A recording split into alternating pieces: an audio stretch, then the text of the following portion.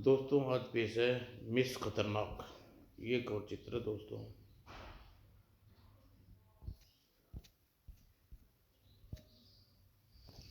बम्बई के निकट ही सांगली नामक छोटा सा कस्बा था जो अपने प्राकृतिक सौंदर्य के लिए प्रसिद्ध था। अमर 2 दिन के तफरीक का प्रोग्राम बनाकर सांगली के लिए रवाना हुआ।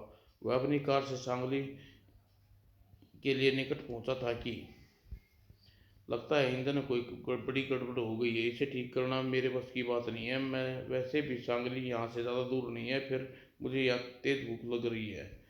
तभी हवा के झोंके में उसकी नाक में गरम गरम खाने की खुशबू टकराई। ओह, लगता है आसपास ही कोई खाना बना रहा है।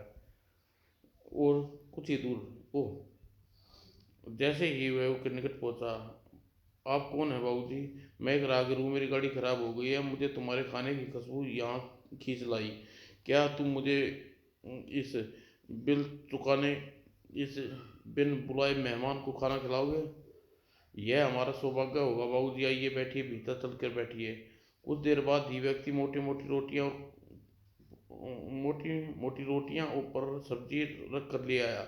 लीजिए बाबूजी, हमारे पास प्लेट नहीं है।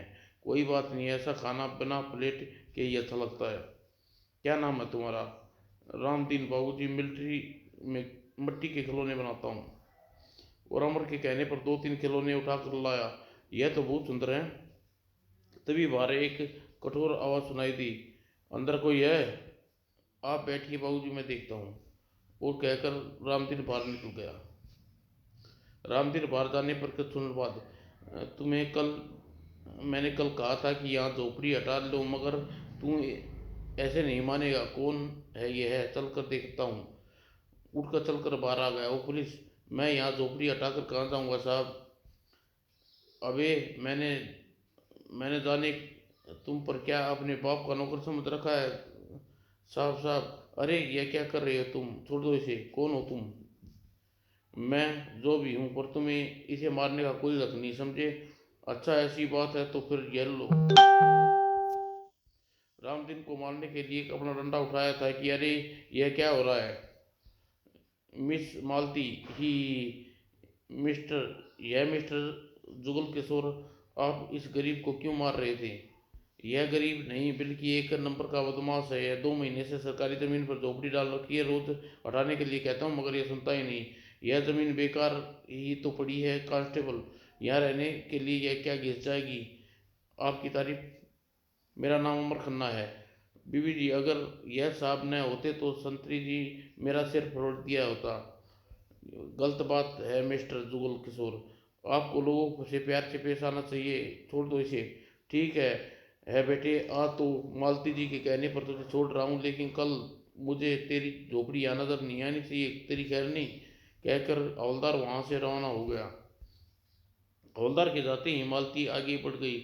यह कौन थी? बाबूजी, यह राणा दलदीप सिंह की इकलौती बेटी मालती देवी है। राणा साहब सांगली इलाके के सबसे धनवान व्यक्ति हैं। अगर यह रामदीन को कुछ रुपये दिए और वहाँ से झोपड़ी हटा लेने के लिए मशवरा देकर वहाँ से चला गया, हम आपको हमेशा याद रखेंगे बाबूजी। मैं भी तुम्हें याद रखूँगा।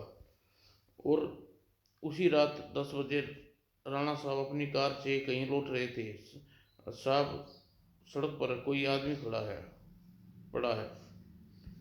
राणा साहब के कहने पर ड्राइवर ने गाड़ी किनारे लगा दी और नीचे उतरकर उसे देखने चला गया। कुछ ही देर बाद, साहब, वह कांस्टेबल जुगल किशोर की लाश है। उसके सिर पूरी तरह फटा पड़ा है। ओ, तुम फौरन ही जाकर पुलिस स्टेशन सूचना देकर आओ।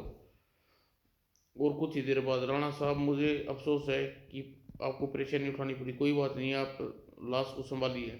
लाश हटाई गई। अरे, यह क्या मिट्टी के खिलौना? दिखाओ। राणा साहब यह कार से उतर कर निकट खड़े हुए थे। और इस तरह खिलौने तो एक देहाती बनाता है और बेचता है। शायद उसी कस्बे से बाहर झोपड़ी डाली हुई है। जी साहब।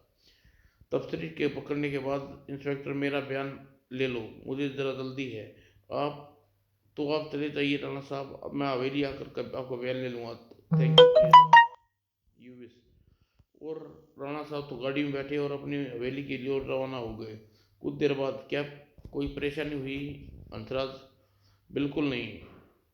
सर, डंडे के एक ही बार में मैंने जुगल की खोपड़ी खोल तोड़ दी और वह डंडा ले जाकर खिलौने वाले की झोपड़ी में छुपाया। गुड, अब तुम जाओ। Yes sir. राणा तलवीर के जिस कस्बे के लोग देवता मानते थे वो वास्तव में एक खतरनाक अपराधी था। जंग सांगली पहुंचकर वह होटल में विक्रम में सुबह अखबार पढ़ते ही चौंका।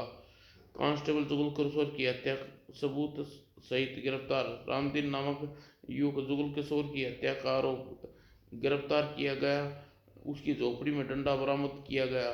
जुगल किशोर की हत्या की गई थी। यह नहीं हो सकता। रामदीन एक भोला भाला देहाती है, वह किसी की हत्या नहीं कर सकता। पुलिस को जरूर कोई गलतफहमी हुई है, मुझे पुलिस स्टेशन जाकर देखना चाहिए।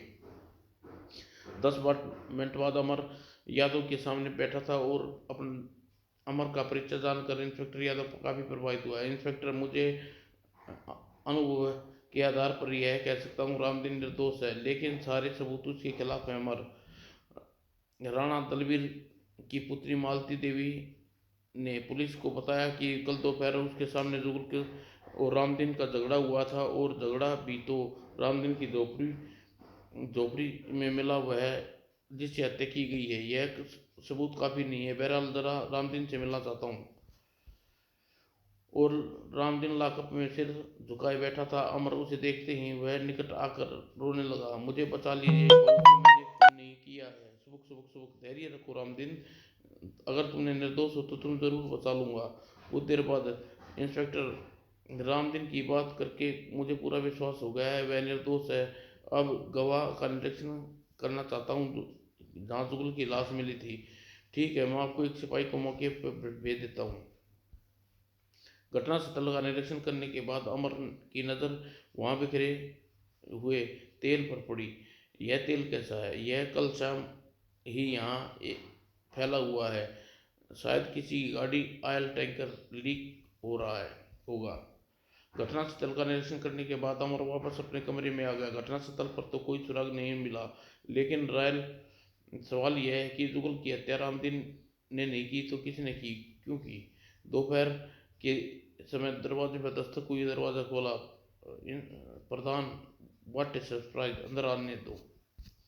और भीतर आने आराम से बैठने के बाद, यह तो मुझे पता है कि तुम यहाँ घूमने आए हो, लेकिन इंस्पेक्टर यादव ने बताया कि तुम कांस्टेबल जुगल की हत्या के मामले में दिलचस्पी ले रहे हो। हाँ, क्योंकि मुझे विश्वास है कि जुगल की हत्या रामदीन ने नहीं की। फिर अमर ने रामदीन का मुलाकात घटना सुना दी और अंत में कहा, अब तुम बताओ अचानक यहाँ कैसे आना पहुंचे? मेरे यहाँ आने का कारण तुम्हारे लिए एक दिलचस्प होगा डियर। 4 दिन पहले मैं मुंबई का चीफ कमिश्नर को जुगल ने एक खत लिखा था। खत में उसने लिखा था कि कस्बे में एक बड़े अपराधी के विरुद्ध कोई सबूत हासिल किया है, लेकिन अपराधी बहुत बड़ा आदमी है, इसलिए वह कमिश्नर साहब से मिलकर उससे अपनी रिपोर्ट देना चाहता है। यह तो सचमुच दिलचस्प बात है। कमिश्नर साहब जुगल को खत पर विचार ही कर रहा था कि आज सुबह उसने अखबार में उसकी हत्या की खबर पढ़ ली। उसने लगा कि जुगल किसी साजिश का शिकार हुआ है, अतः उन्होंने मुझे विशेष रूप से तबसरे करने यहाँ भेजा है। यह तो बहुत अच्छी बात है, तुम यहाँ आ गए। अब जुगल खत का जिक्र सुनकर मुझे लग रहा है कि आप अपनी तरक्की की शुरुआत तुमने घर अपने तबसरे की शुरुआत उसके घर से की। तफ्तीश को लेकर लेकर करनी चाहिए। तो फिर चलो। जुगल थाने में पेरिस में ही पुलिस क्वार्टर में रहता था। कुछ ही देर बाद दोनों जुगल के क्वार्टर में तलाशी ले रहे थे। तुम बक्से और इसके कपड़ों को देखो, मैं दूसरी चीजें देखता हूँ। ठीक है अमर, देखो यह क्या है? क्या? जूते। अमर ने जूते बाहर निकाले। इन पर तो कीचड़ लगी है हुई है। जुगल इसको पहनकर ऐसी जगह गया था जहाँ पानी और कीचड़ थी, लेकिन उसने जूते इस तरह छुपा क्यों रखे थे? अमर जूते को उलट पलट कर देखने लगा, तभी हैरान हो गया। अमर डिबिया उठाकर ढक्कन खोला। हीरा, ओ माय गॉड! अमर, यह हीरा जूनागढ़ की नवाब के यहाँ चोरी हो गए आभूषणों का है। मैं इस हीरे की रंगीन तस्वीर देख चुका हूँ। मामला दिलचस्प हो गया। जुगल हत्यारा की हत्या का कारण समझ में आ रहा है। क्या कारण था? जुगल ने शायद चोरों को पहचान लिया और उसने यह उड़ाव डाल लिया। इसी कारण उसकी हत्या की गई और हत्यारे हत्यारे के बहुत चालाकी से सा, साजिश रची रामदीन को उसमें फंसाया है। लेकिन हत्यारे को गरीब रामदीन ही फंसाने का विचार क्यों आया? हाँ, हत्यारे ने सिर्फ मुझे उसने बीच झगड़े का लाभ उठाया है। और फिर कुछ सोचकर अमर बहुत जोर से चौंका। लेकिन यह बात मुझे सिर्फ मालती जानती थी कि उन दोनों में झगड़ा हुआ है। मालती कौन? मालती यहाँ के धन धनवान सेठ राणा की दलवीर की सुंदर बेटी है। प्रधान, तुम हीरा लेकर इंस्पेक्टर यादव के पास जाओ और उसकी बरामदगी की गिरफ्त दफ्तरी कार्रवाई पूरी करो। मैं जरा मालती से मिलकर आ रहा हूँ। राणा साहब की हवेली कस्बे में बहने वाले एक नदी के किनारे बनी हुई थी। हवेली तो शानदार है। तभी कौन हो तुम? वह व्यक्ति जो सूरत से गुंडा दिखता है। मुझे मिस मालती से मिलना है। मेरा नाम हंसराज है। मैंने पूछा था कि तुम कौन हो और यह बताओ कि मालती से तुम्हें क्यों काम है? काम मैं मालती जी को ही बताऊंगा। आप उसे सूचना दीजिए, उनसे अमर खन्ना मिलने आया है। कुछ देर बाद वह उसे राणा दलबीर के पास ड्राइंग रूम में ले आया। यह कौन है सेक्रेटरी? कोई अमर खन्ना है जो मालती जी से मिलना चाहता है। अमर ने अनुमान लगाया कि वह व्यक्ति राणा दलबीर है। अगले ही पल, राणा साहब, एक प्राइवेट जासूस मालती जी मेरी कल मुलाकात हुई थी, उनसे मिलना चाहता हूँ। नहीं, मैं अपनी बेटी को किसी को नहीं मिलने की इजाज़त नहीं देता। अमर ने महसूस किया कि उसका परिचय जानकर राणा कुछ बेचैन हो गया है।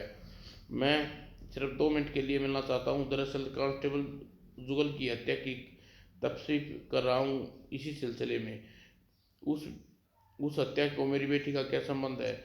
नहीं, तुम मुझसे नहीं मिल सकते। तभी, अरे, वह वापस जाने का इशारा कर रही है। और अमर ने इशारा करने व मालती को तुरंत ही दरवाज़ा बंद कर लिया। अमर ने अपने चेहरे पर किसी प्रकार के भाव प्रकट नहीं होने दिए। ओके, अगर आपकी यही इच्छा है तो मैं वापस चला जाता हूँ, थैंक यू। वह बाहर पलटा और जा ही रहा था कि मिस्टर अमर, ओह, आप आपसे मिलने आया था। आपको यहाँ नहीं आना चाहिए था। मेरे डैडी जरा पुराने विचारों के हैं। मैं किसी से मिलना पसंद नहीं करते, लेकिन आपके रामदीन के विषय में कुछ बात करना चाहता था। आप मेरे सवालों का जवाब दीजिए। यहाँ नहीं, रात को 10 बजे मुझे आप मुझे वहीं मिलिए जहाँ कल मुलाकात हुई थी। तो सुनिए। लेकिन मालती रुकी नहीं। हुआ लान जाकर नजरों से ओझल हो गई। हवेली में जाते हुए अमर सोच रहा था, मालती किसी भयभीत है, अपने बाप से या फिर उस सेक्रेटरी हंसराज से। चेहरे से गुंडा लगता है, लेकिन एक बात तो तय है कि मालती जुगत की हत्या के विषय में कुछ न कुछ जरूर जानती जरूर है।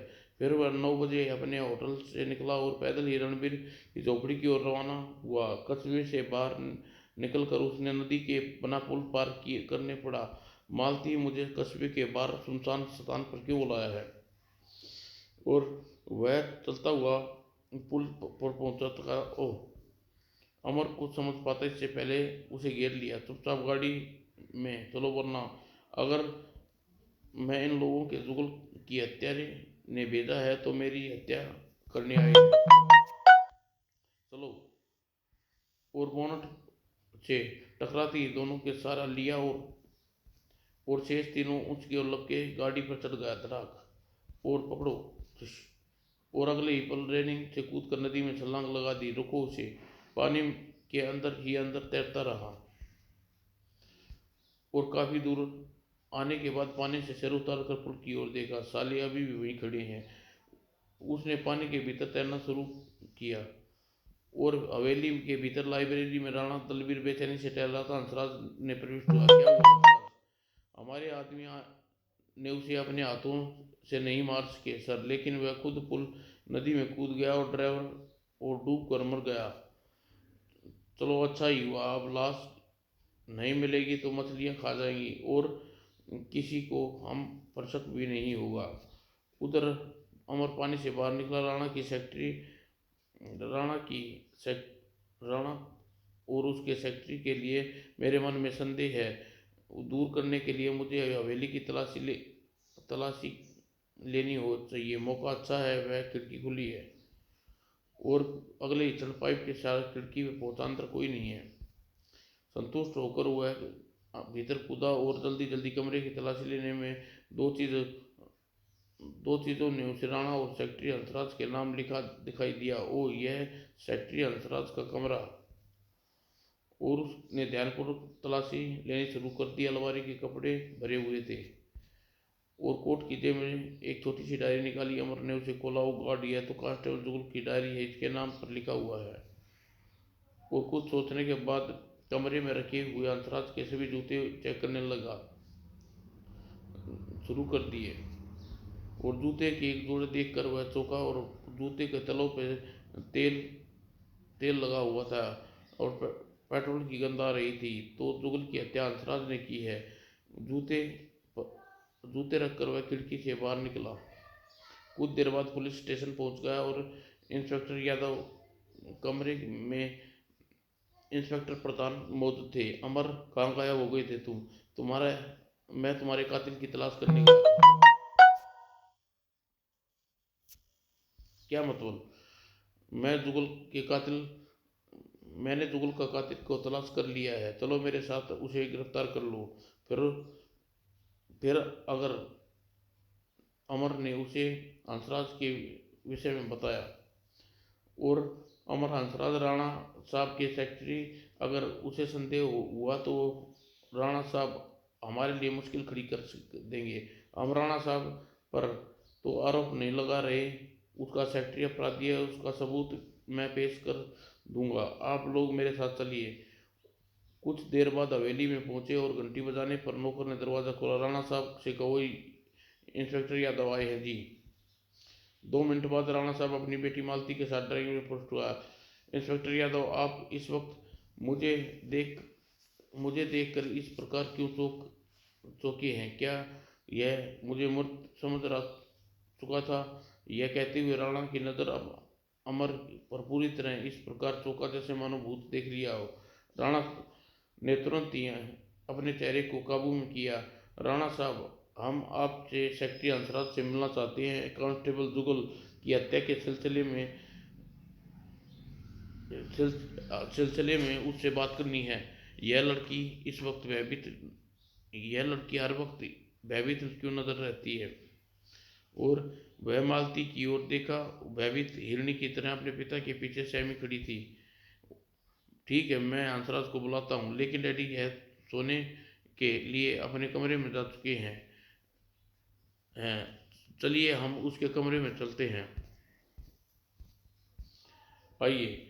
और मालती अमर को देखते हुए दूसरे दरवाजे की ओर बढ़ गई और दूसरे कमरे में आकर मालती ने एक अलमारी पर लपकी और अलमारी के लगा भीतर ही एक हुक लगा था, जिसे खींचने से एक तरफ सरक गई और अगली पर मालती सीढ़ियों पर ऊपर चढ़ रही थी और अमर ऊपर का रास्ता बंद था। दीवार लगा एक बटन दबाया और गुप्त स्थान खोला। आप? हाँ, पुलिस तुम्हें गिरफ्तार करने पहुंची है। और आगे बढ़कर मालती ने उसके हाथ में रिवॉल्वर पकड़ा दिया और अमर जैसे ही मासूम और डरी हुई लड़की समझ रहा था वह उसकी असलियत यह थी। यह लोग सीढ़ियों पर ही थे। फायर की आवाज़ सुनी। यह फायर की आवाज़ ऊपर तो हंसराज का कमरा है और सभी तेज दौड़ पड़े और सीधे हंसराज कमरे में पहुंचे। ओ गॉड, तुमने शायद इसने शायद आत्महत्या की है। यह सब चक्कर क्या है? इस इसने हमें देख लिया होगा और गिरफ्तार होने से डर से खुदकुशी कर ली।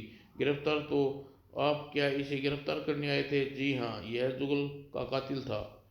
तभी ओह, यह क्या हुआ डैडी? बेटी और मालती भयभीत होने का लाजवाब अभिनय किया। मालती और अमर ने तुरंत आगे बढ़कर उसे दोनों हाथों में उठा लिया। यह डर कर बेहोश हो गई। इसे नीचे ले चलो। राणा की अगुवाई में अगर मालती ने कमरे में लाकर लिटा दिया, मैं डॉक्टर को फोन करता हूँ। ठीक है। दोनों इंस्पेक्टर की लाश दोनों इंस्पेक्टर ऊपर लाश के पास ही रुके थे। राणा के पार कुछ कुछ क्षण बाद मालती ने आंखें खोल दी। ओह मिस्टर अमर, आप 10 बजे वहाँ क्यों नहीं आए? मैं आपको अंसराज के विषय में कुछ बताना चाहती थी। मैं आ रहा था कि रास्ते में कुछ गड़बड़ हो गई। मुझे पता था कि अंसराज कातिल है। यह तो यह तो नहीं पता था कि वह वह उसकी कुछ हरकतें अजीब सी लगती थी। सचमुच उसने जुगल की हत्या की थी? हाँ। राणा तभी राणा कमरे में वापस आ गया और अमर खामोश हो गया।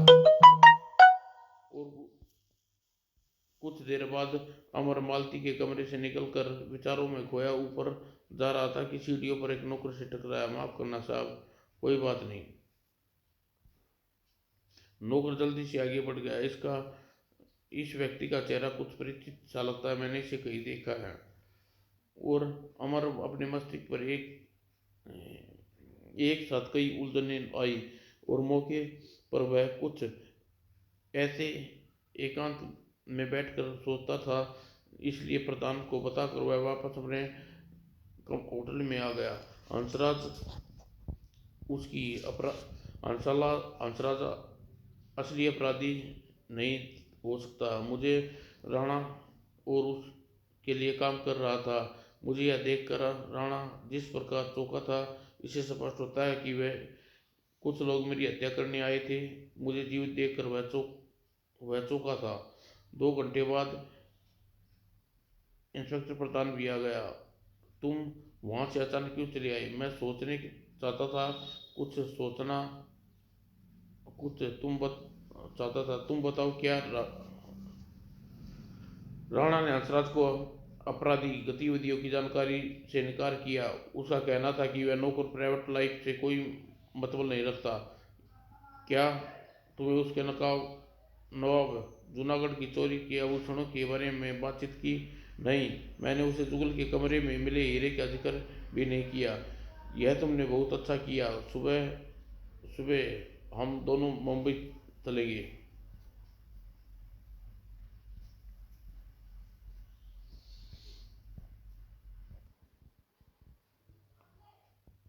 क्यों? राणा केवली, आज मुझे एक नौकर को देखा है। मुझे लगता है व्यक्ति कोई अपराधी है। शायद मैंने उसे पुलिस रिकॉर्ड में उसकी फाइल देखी है। मैं जरा मुंबई उस पुलिस को उसका रिकॉर्ड चेक करना चाहता हूँ। सुबह दोनों मुंबई के लिए रवाना हुए। खुद गाड़ी चला रहा था। आज शाम तक ही वापस लौट आएंगे। और कस्बे में निवास के सामने एक पुलिस कार में आते वक्त देखकर अमर गाड़ी की स्पीड कम कर दी। मालती आ रही है। मालती ने उन्हें देख कर लिया था। हेलो मालती जी। हेलो। कहाँ जा रहे हैं आप? मुंबई, लेकिन शाम तक वापस आ जाऊंगा। अब आपकी तबीयत कैसी है? मैं ठीक हूँ। वापस आ जाएं तो मुझे फ़ोन कीजिए। हम आपको कुछ बातें करनी है। फिर दोनों गाड़ी आगे बढ़ गई। मालती के बारे में तुम्हारा क्या विचार है? वह बेचारी मासूम है। मुझे लगता है वह अपने बाप से हर वक्त भयभीत रहती है। क्या तुम्हें लगता है कि राणा सचमुच अपराधी है? मुझे शक है, लेकिन सारा शक गलत भी हो सकता है। अंतराज के कमरे में चोरी के आभूषण बरामद नहीं हुए हैं। इसका मतलब यह है कि उसका कोई साथी है या बास जरूर है। और उसका बास राणा भी हो सकता है। राणा अपनी लाइब्रेरी में बैठा सिगरेट पी रहा था कि मालती तेजी से भीतर प्रवेश किया। अमर मुंबई चला गया डैडी, बहुत अच्छा हुआ मुसीबत टली। मगर वह फिर वापस आएगा डैडी, और इस केस में हाथ डाल है। उसे पूरा किए बिना चैन नहीं से बैठता। मुझे उस बड़ी गलती हो गई कि उसे यहाँ रहने में जुगल की हत्या कर दी। अब क्या करें? अमर को रास्ते से हटाना होगा डैडी। मुझे लगता है कि आप पर शक हो गया है। कमबख्त, पूरा शैतान है, नदी में गिरकर भी मरने से बच गया, लेकिन इस बार वह नहीं बचेगा। अभी उसका प्रबंध करती हूँ। हाँ, कुछ करो। और मालती ने कुछ किताब सरकाई और पोर्टेबल ट्रांसमीटर निकला। हेलो हेलो राजन, हेलो राजन, तुम्हें मुझे सुन रहे हो? Yes madam. अच्छा तो सुनो, नीले रंग की एक फिएट कार बम्बई जाने वाले सड़क पर है गई है। उसमें दो व्यक्ति सवार हैं, एक सफ़ेद सूट पहने और दूसरा नीला सफारी सूट। तुम उसका पीछा करो और बम्बई के निकट पहुँच कर करीबन 2 नंबर इस्तेमाल करो, समझ गए? Yes madam. और अमर गाड़ी मुंबई से 40 मील दूर थी। यह देख, यह क्या हो रहा है? यह लाल रंग की गाड़ी हमारे पीछे आधे घंटे से देख रहा हूँ। हाईवे, यह हाईवे है प्यारे, हमारी तरफ कोई बम्बई जा रहा होगा। मुझे लगता है कि वह गाड़ी हमारा पीछा कर रही है। मैं कई बार अपनी गति बढ़ा कर कम कर तो देख चुका हूँ। गाड़ी की रफ्तार पीछे हमारे पीछे ही आ रही है। तो गाड़ी रोको, अभी उससे निपट लेते हैं। ओके। और पीछा करने वाली गाड़ी निकट आकर रुकी। ए, सड़क क्यों घेर रखी है? हमने इस सड़क को ठेका ले लिया है। प्रधान उसके निकट पहुंचा। क्या मैं पूछ सकता हूँ तुम्हारा पीछा क्यों कर रहे हो? पीछा? क्या तुम्हारा दिमाग खराब है? अभी पता चल जाएगा, गाड़ी से नीचे उतरो।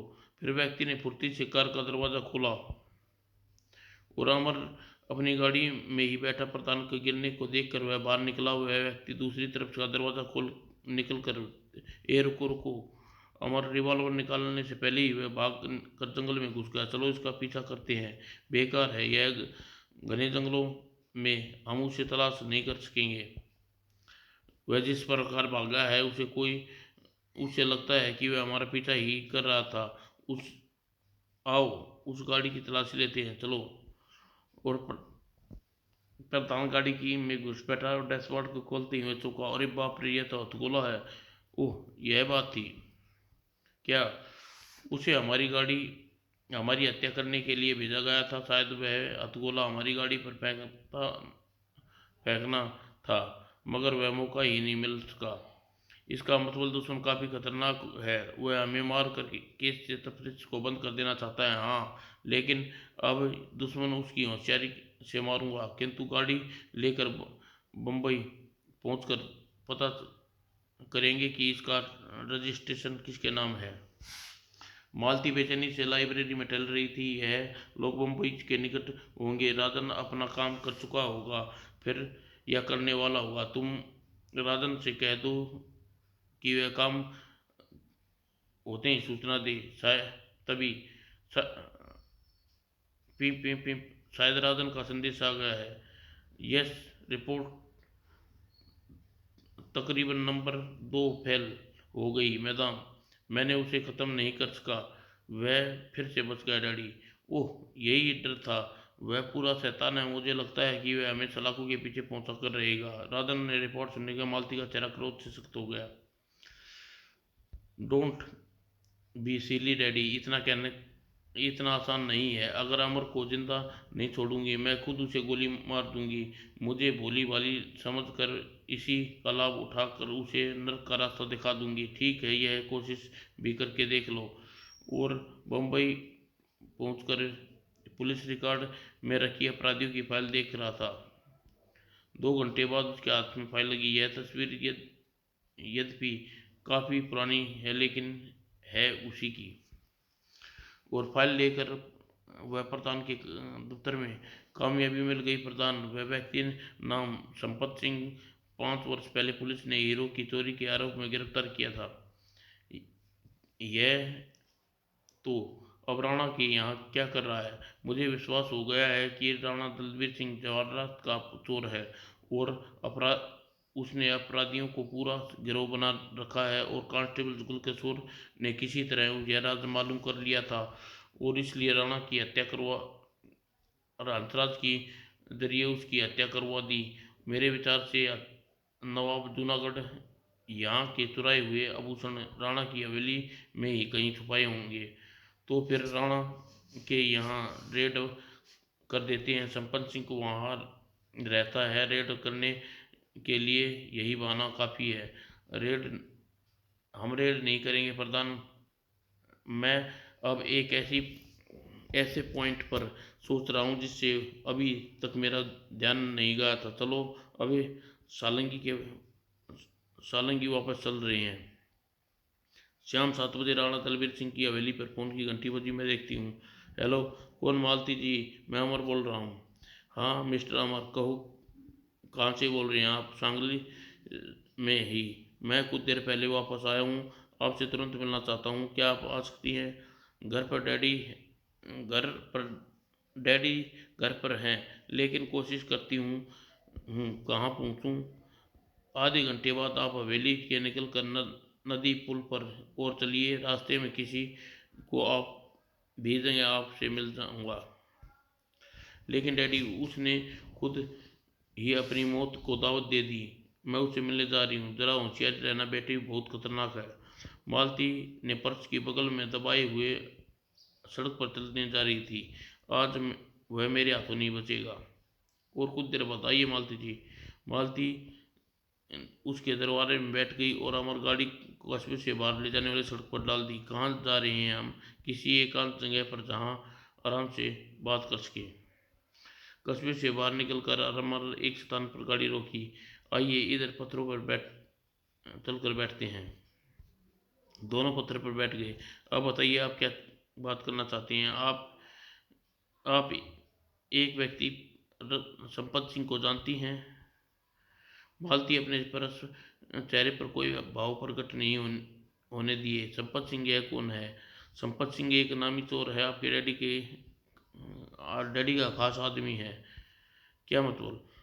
आई एम सॉरी मालती जी, लेकिन मुझे अब मैं बताने का सबूत मिल चुका है कि आपके डैडी वास्तव में ज्वेल थीप है। हंसराज उसके लिए काम करता था और शायद उसकी ये कहने पर कांस्टेबल जुगल की हत्या की गई थी। मालती तुरंत अपना पर्स खोला और जुगल की हत्या डैडी के कहने पर नहीं बल्कि मेरे कहने पर हुई थी अमर।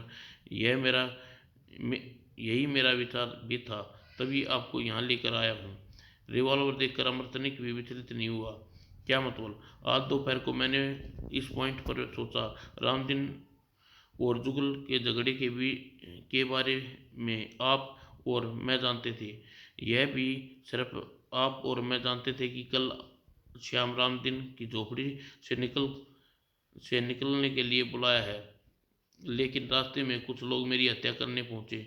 मुझे भला तुम्हें कैसे पता चला था कि इस वक्त मैं कहाँ मिलूंगा? और आज सुबह आज सुबह की बात है, जब सिर्फ आप जानती थी कि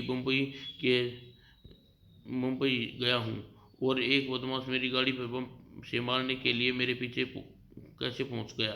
जब मैंने इन घटनाओं को मिलाकर सोचा कि असल बात समझ में आ गई, यानी आप ही दुश्मन से मिली हुई हैं। बहुत चालाक हो तुम। लेकिन अब सारी चालाकी खत्म मरने के लिए तैयार हो जाओ। मेरा सिर हाजिर है। तभी सिर झुकाकर अमर ने वास्तव में प्रधान को सिग्नल दिया था। कैसा निशाना है? A1 inspector. जी हाँ, मेरा अंदाज़ा लगा लिया था कि 2 बार असफल रहने के बाद आप ही कर कमलों द्वारा मेरे क्रियाक्रम करने की कोशिश करेंगी, इसलिए मैंने इंस्पेक्टर प्रधान को पहले ही यहाँ छोड़ दिया था। तुम सचमुच शैतान हो अमर, और तुम मिस खतरनाक हो।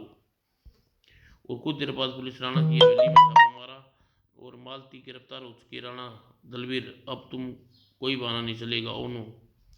और रामदीन को जब लाकअप से निकाला गया है, आप भगवान हैं बाबूजी। अगर आप न होते तो हम नहीं बच सकते थे। हम तो आपका यह उपकार जीवन भर नहीं उतार सकते। उठो रामदीन, मेरे उपकार को उतारना चाहते हो तो एक बार फिर वैसे ही भोजन बनाकर खिला देना। समाप्त दोस्तों।